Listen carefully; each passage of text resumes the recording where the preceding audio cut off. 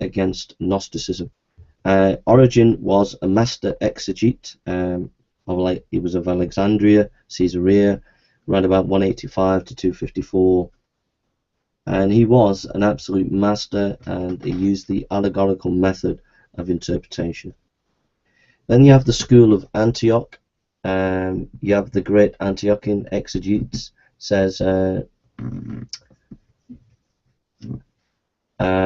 have Theodore of Motsuistia, 350 to 428, and John Chrysostom, 347-407.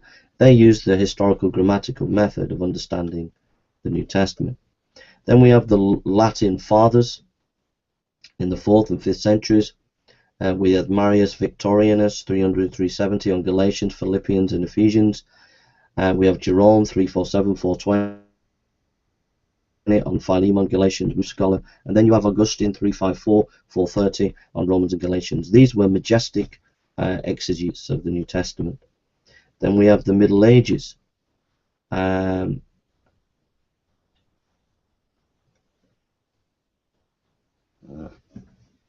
F.F. Bruce says, the quality of Augustine's character and intellect ensured that his example dominated the following centuries in Western Christendom. In the standard fourfold sense of Scripture, the three non-literal senses were varies of the spiritual sense. Thus, a reference to water in Scripture might have literal sense of water, but in the moral sense it could denote purity of life, etc. So F.F. Bruce is saying Augustine had a massive impact on the schools of the Middle Ages.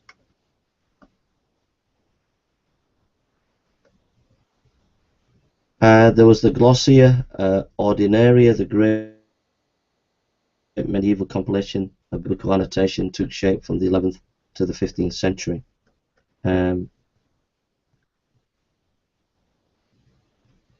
You have John Wycliffe in that time, who undertook to make the Bible available to English people. You have the Renaissance, Reformation, and Counter-Reformation. You have John Colet in 467 and 1519, later Dean of St. Paul, broke with scholasticism and lectured on Paul's epistles, expanding the text, the plain meaning. You had Erasmus, who developed his New Testament, Greek New Testament, in 1516, 1519, 1522, and 1527. You had Luther, who was a massive influence, who really said to John Eck, basically, Luther lived from 1483 to 1546. Basically, he said Scripture alone, and expanded many Bible texts. You had John Calvin, who was more from 1509 to 64. He was a massive exegete who used,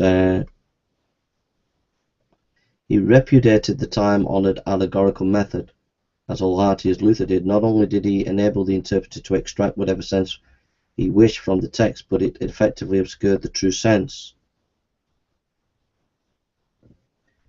intended by the Spirit. He was not disposed to maintain time-modern interpretations which found pretext for Christian doctrine in the most unlikely of places, says F.F. Bruce, if he thought that they were excluded by the plain sense of the context. In other words, Calvin was a master of the historical grammatical method. So these two guys, Luther and Calvin, were massive. Then there was there was a polemical situation of theological discussion during the Reformation. You have like Theodorus Biblaner in 1506 to 64, the father of biblical exegesis, says F.F. Bruce, in Switzerland, when repairing some of Calvin's omissions. Then you had Henrik Bullinger in 1504-75. Then in the post-Reformation period, you have Flacius and Camarius. Matthias Flacius Lyricus, 1520-75, published 1567 in his Clavis Scriptura Sacra,